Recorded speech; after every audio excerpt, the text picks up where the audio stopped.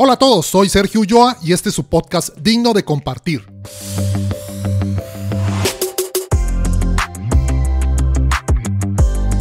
Este 10º episodio lo titulé Invirtamos en nosotros mismos. Thomas Alva Edison es alguien al que la mayoría de personas han escuchado nombrar. Fue un inventor, científico y empresario estadounidense que desarrolló numerosos dispositivos como el fonógrafo, la cámara de cine o una duradera bombilla incandescente. Fue uno de los primeros inventores que aplicó los principios de la producción en cadena y el trabajo en equipo a gran escala al proceso de invención. Se le reconoce la creación del primer laboratorio de investigación industrial. Registró 1093 patentes a su nombre en Estados Unidos. Tuvieron amplio impacto sus inventos como la luz eléctrica y el suministro público de electricidad, la grabación de sonido y la cinematografía. Su sistema de generación y distribución de energía eléctrica mediante corriente continua fue un avance crucial para el mundo industrializado moderno. Sin lugar a dudas, era prácticamente un genio, y precisamente por ello es sumamente significativo lo que le sucedió en la escuela cuando era pequeño. La forma en la que su madre maneja la situación, trazando el camino de su hijo. Me entero de la historia mediante una entrevista que le realizaron a la escritora Pilar Jericó. Acompáñenme a conocerla.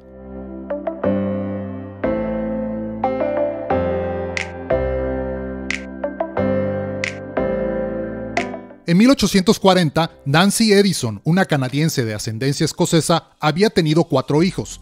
Posteriormente tuvo 3 más, pero murieron 3 de los primeros en la década de 1840 y los sobrevivientes tenían 14, 16 y 18 años cuando el 11 de febrero de 1847 dio a luz a su 7º hijo en Ohio. Le llamaron Thomas por un antepasado de la familia y Alva en honor del capitán Alva Bradley. A los 7 años de edad de Thomas, toda la familia se trasladó a Michigan, a una ciudad muy fría. Entró en el colegio público, pero tan solo estuvo 12 semanas, porque al cabo de esas 12 semanas, el pequeño Thomas, un día después de la escuela, llegó a casa con una cartita que le dijeron en el colegio que solo se la podía dar a su madre, que solo ella la podía leer, por lo que Thomas se la entregó a su madre. Y Thomas, cuando se la dio, lógicamente no sabía lo que decía. La señora Edison abrió la carta y la leyó y comenzó a llorar. El pequeño Thomas se quedó preocupado. ¿Qué pasa, mamá? ¿Qué pasa? Ella se recompuso y le dijo: Thomas, ¿sabes lo que dice la carta? Que eres un genio, y que ya el colegio no te puede enseñar más, que tengo que enseñarte yo. Y ahí empezó a ser ella, la madre, la propia profesora. Sacó al niño del colegio y lo educó en casa. Después de las tareas domésticas, le enseñó a leer y escribir correctamente, además de aritmética, y comenzó a leerle algunos libros que no estaban entre lo más común del momento. La caída del Imperio Romano, Historia de Inglaterra, Historia del Mundo, y a Shakespeare y Dickens. En torno a los 9 años fue cuando Edison comenzó a leer solo, en parte impulsado por su padre, Samuel, que le daba 10 céntimos cada vez que concluía un libro. Así, poco a poco, hasta que Thomas a los 11 años devoraba la literatura, leía libros, pero no quedaba satisfecho solo con leer y comenzó a realizar diversos experimentos basándose en lo que leía en los libros de ciencia. A los 12 años empezó a emprender sus primeros caminos en pequeños proyectos, poco a poco, hasta que empezó con la vida de ser un inventor. Cuando Thomas tenía 24 años de edad, su madre murió. Thomas, junto con sus hermanos, recogió las cosas y encontró aquel pedacito de carta que él le había llevado del colegio cuando era pequeño. Cuando abrió la carta para recordar lo que su madre le había dicho, en ese momento Thomas fue quien lloró, porque la carta no decía lo que su madre le había dicho. La carta decía: Thomas es un niño enfermo mentalmente, no le permitimos que vuelva al colegio. Ese es el coraje y la grandeza de una madre o un padre. Ese es el coraje de poder ver más allá de las etiquetas.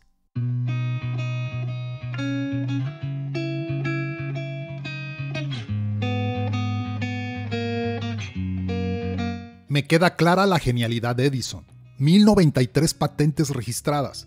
No hay duda sobre la capacidad que tenía.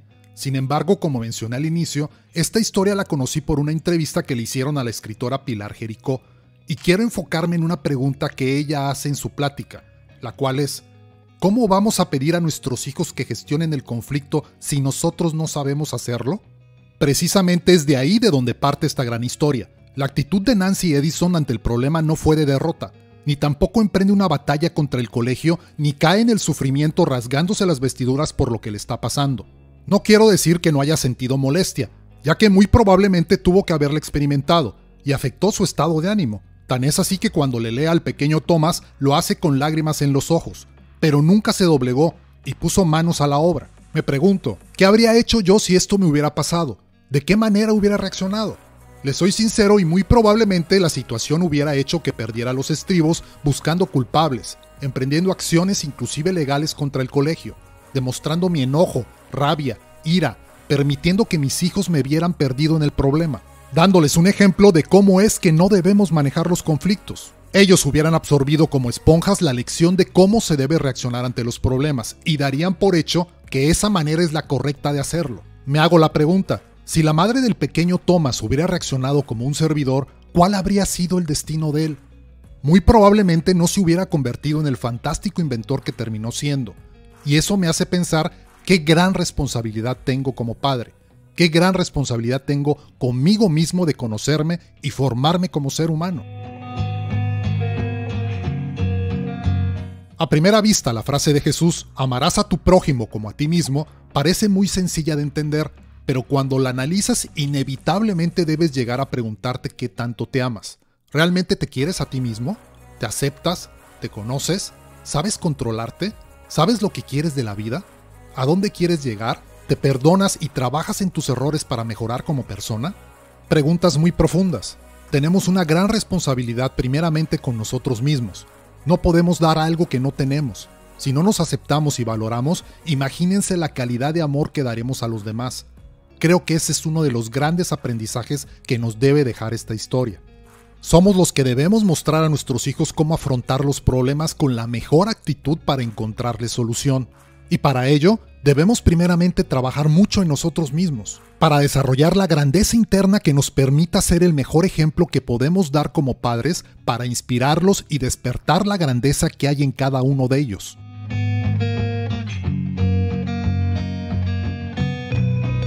Actualmente estoy leyendo el libro El Mundo Amarillo de Albert Espinosa, quien ingresó al hospital cuando tenía 14 años por cáncer en la pierna izquierda. Estuvo 10 años visitando diversos hospitales para curarse de 4 cánceres, 2 veces en la pierna, pulmón e hígado. Comenta que en el camino dejó una pierna, un pulmón y un trozo de hígado. En una de las páginas de su libro dice que a veces las pérdidas serán pequeñas, otras veces las pérdidas serán grandes, pero si te acostumbras a entenderlas, a enfrentarte a ellas, al final te darás cuenta de que no existen como tal. Cualquier pérdida es una ganancia. Cuando a pesar del cáncer puedes ser feliz y entiendes la vida de esta manera, sin lugar a dudas quiere decir que has trabajado en ti mismo, porque tener cáncer es un gran conflicto, y salir victorioso pensando de esa manera solamente demuestra la grandeza que puede haber en una persona. El pequeño Thomas perdió la escuela, pero a la larga eso hizo que se convirtiera en quien llegó a ser, y efectivamente una pérdida se convirtió en ganancia.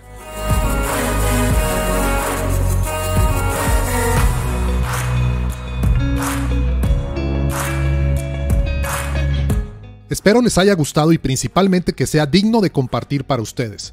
Te pido por favor des clic en seguir en la plataforma de tu preferencia y lo califiques con las estrellas que consideres. Si son 5 mucho mejor, ya que de esa manera me ayudas a que llegue a más personas. Si lo escuchaste en YouTube y te gustó, por favor apóyame con un me gusta y suscríbete al canal. Nos escuchamos en un nuevo episodio el próximo viernes. Un abrazo y excelente fin de semana.